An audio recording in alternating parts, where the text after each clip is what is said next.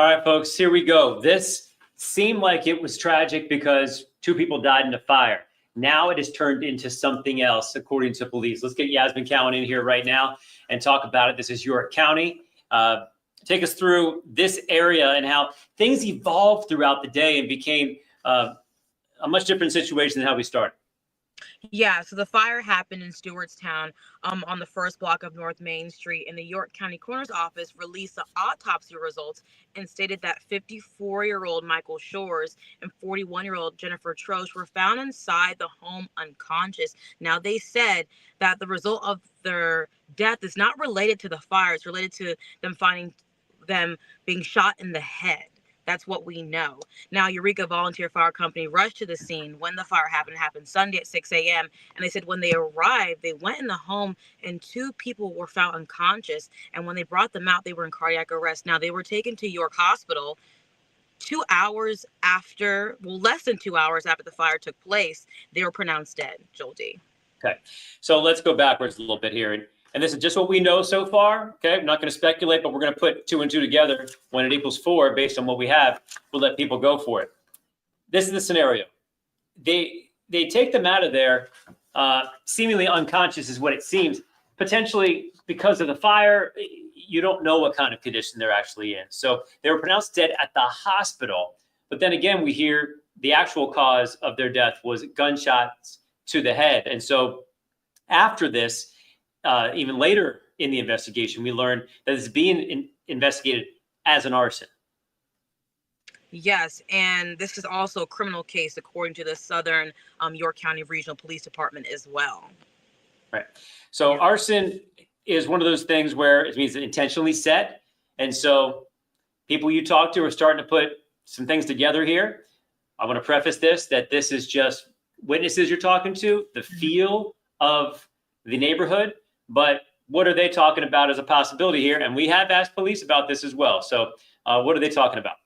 Yeah, well, I spoke to one man. His name is Wes Gilberto. He's been living in the town for over 30 years. And he says that he thinks it was a murder-suicide, calling this very unusual because this is a small, friendly, charming town. And he says nothing like this really ever takes place. Now, I also spoke to a woman who works at a local brewery here, 5 minutes from his home. And she says that she was shocked that this happened. And people that she knows that live in different towns are hearing about this as well. So this is, shaking people up a little bit because this is a quiet place, Joel D.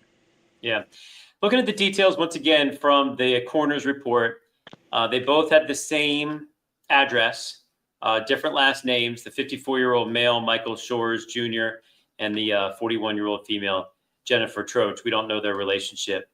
What we do know is that this is being investigated as arson, and they have gunshot wounds. Eventually, we may learn which person was shot first. That sometimes can be a clue as to what's going on here. The real question that we've asked police tonight and are trying to learn more about is the neighborhood, is the community in danger now when you hear of 2 people being shot in the head? Does that mean that someone dangerous may have done this and now is in the community?